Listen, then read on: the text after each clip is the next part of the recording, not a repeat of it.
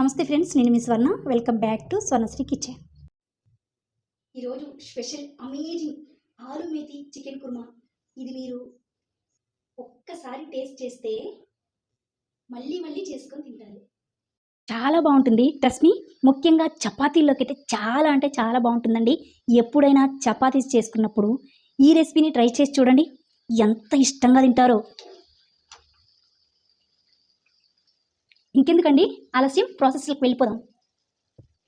ముందు గ్రేవీ కోసం ఒక మీడియం సైజు ఉల్లిపాయ ముక్కలు, 2 పచ్చిమిర్చి వేసి ఫైన్ పేస్ట్లా గ్రైండ్ చేసుకోవాలి. ఇప్పుడు కర్రీ కోసం అరకప్పు నూనె కళాయిలో హీట్ చేసి 2 రెమ్మల కరివేపాకు వేసుకొని కొద్దిగా వేయించుకున్నాక గ్రైండ్ చేసుకున్న ఆనియన్ చిల్లీ పేస్ట్ వేసి మీడియం ఫ్లేమ్లో గోల్డెన్ బ్రౌన్ కలర్ వచ్చేదాకా ఫ్రై చేసుకోండి. ఈ ఆనియన్ చిల్లీ పేస్ట్ 90% ఫ్రై అయ్యాక ఒక ½ టీ స్పూన్ అల్లం వెల్లుల్లి పేస్ట్ వేసుకొని పచ్చివాసన పోయేదాకా వేపుకోండి. ఇప్పుడు ½ టీ స్పూన్ పసుపు వేసి కలుపుకొని ఒక మీడియం సైజు టమాటా ముక్కలు కూడా వేసి 2 నిమిషాల దాకా మగ్గించుకొని ఒక ½ టీ స్పూన్ ధనియాల పొడి, 1 టేబుల్ స్పూన్ కారం కూడా వేసి టమాటా ముక్కలు సాఫ్ట్ అయ్యేంత వరకు ఉడికించుకోండి. ఇప్పుడు ఒక మిక్సీ జార్ తీసుకొని 1/2 కప్పు పచ్చి కొబ్బరి ముక్కలు, 1 టీ స్పూన్ జీడిపప్పు, 1 టేబుల్ స్పూన్ పుచ్చపప్పు. ఈ పుచ్చపప్పు బదులు సారపప్పు అయినా మీరు యూజ్ చేసుకోవచ్చండి. ½ టీ స్పూన్ గసగసాలు వేసి మెత్తగా రుబ్బుకోండి. ఇప్పుడు ముందుగానే రుబ్బి పెట్టుకున్న జీడిపప్పు పేస్ట్ని వేసేసుకోండి. వీటన్నిటిని వేసుకొని బాగా ఫ్రై చేసుకోవాలండి. ఈ మసాలా పేస్ట్ అంతా బాగా ఫ్రై అయిన తర్వాత 200 ml వాటర్ వేసి రుచికి సరిపడా ఉప్పు వేసుకొని హై ఫ్లేమ్ మీద ఉడుకురానివ్వండి. బాగా ఉడుకు పట్టాక ఓ మీడియం సైజు బంగాళాదుంప తీసుకొని ముక్కలుగా చేసుకొని వేసుకోండి. కలుపుకొని ఆల్మోస్ట్ బంగాళాదుంప 70% ఉడికాక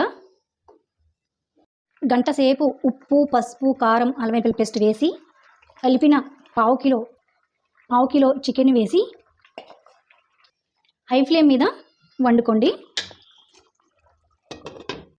ఇలా పసుపు, ఉప్పు, కారం, అల్లం వెల్లుల్లి పేస్ట్ చికెన్ ముక్కలకి కలపటం వలన ముక్క తినేటప్పుడు చాలా అంటే చాలా రుచిగా ఉంటుందండి. ఇప్పుడు ఈ కూర హై ఫ్లేమ్లో 5 నిమిషాలు ఉడికిన తర్వాత కూరని మంటని అడ్జస్ట్ చేసుకుంటూ లో ఫ్లేమ్లో పెట్టుకొని కొంచెం ఒక 2-3 స్పూన్లు కస్తూరి మేతిని వేసుకోండి.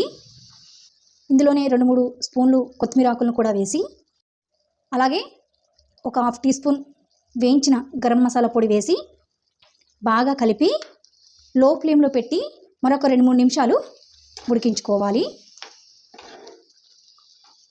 గ్రేవీ చిక్కబడి ఆయిల్ పైకి తేలేదాకా ఉడికించుకున్న తర్వాత చూసారండి, ఈ కర్రీ ఎంత కలర్ఫుల్గా చాలా చాలా బాగుంటుంది. చూస్తుంటేనే నోరు ఊరిపోతుంది కదా, అంత అరోమేటిక్గా ఉంటుంది. మీరు చేసినప్పుడు మనం వేసిన కస్తూరి మేతి చాలా అంటే చాలా ఇంపార్టెంట్ అయిన ఇంగ్రీడియంట్ అండి.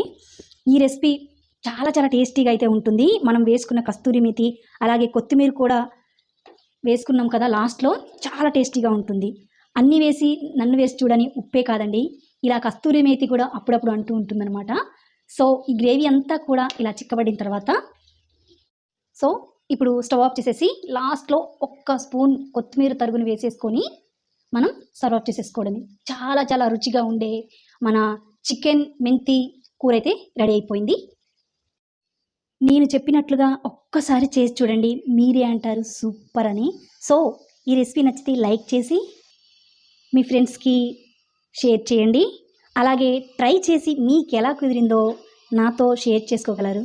చూసినందుకు ధన్యవాదములు.